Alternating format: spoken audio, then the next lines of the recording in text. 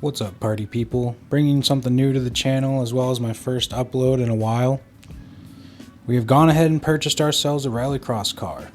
I've been a fan of Rally for a long time, and after going to Team O'Neill's Rally Fest this year, I wanted to find a way to jump into the sport. What you see here is a 2000 Subaru Impreza 2.5 RS.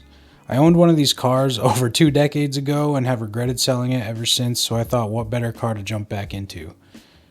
I'm bringing you along for my first ever Rallycross at 508 International in Charlton, Massachusetts, hosted by the New England Region SCCA.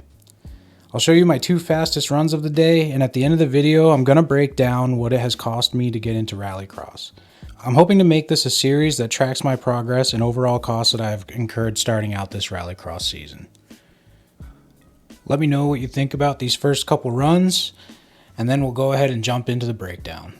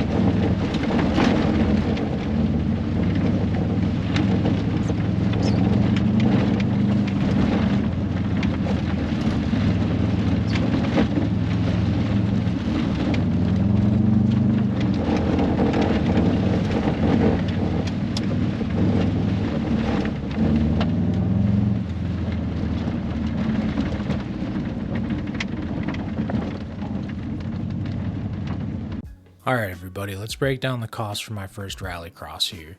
You'll see $5,000 for the Subi. That did come with a used short block as well, that's extra. It came with 4 sets of wheels and tires and a bunch of other goodies that the previous owner decided to give me, which was super nice of him. I did have to purchase a skid plate. He did take his skid plate for his current Rallycross car. I can't blame him, but I did get a skid plate from Primitive Racing. I bought oil for an oil change. I didn't have to buy any oil filters. He did give me 2 oil filters when I bought the car. I had to buy some power steering fluid because I have a sweet power steering leak. I had to buy a helmet. I bought a cheap Zamp helmet from Summit Racing. I did purchase a membership from SCCA. It does make your registration a little bit cheaper, and I wanted to really commit to the season, so if I bought the membership, I felt like I would hold myself to signing up for more events. This event for the second Winter Rallycross here at 508 was $92, discounted because of the membership. I do rent a trailer from U-Haul for now. That was $156 because I did need to rent it for 2 days. I also have $175 from a hotel. I wasn't sure what to do in the beginning hotel-wise. It's about 3 hours away from me, and you have to be at the event pretty early. But then they ended up getting like 5 inches of snow the night before the event, so I decided to drive down early, grab a hotel, and make sure that I could get there on time in the morning. I spent about $50 in food, and I also spent about $60 in gas. This was actually just for my truck. It wasn't gas for the car. The car still had gas in it from when I bought it from the previous owner, but I'll make sure to include any future gas purchases that we have for the car. Some of this stuff is optional. You don't need to buy a membership. You don't need to buy a hotel. You might have your own trailer, but I'm going to keep it honest with the cost here because, I never know if somebody else is interested in getting into Rallycross.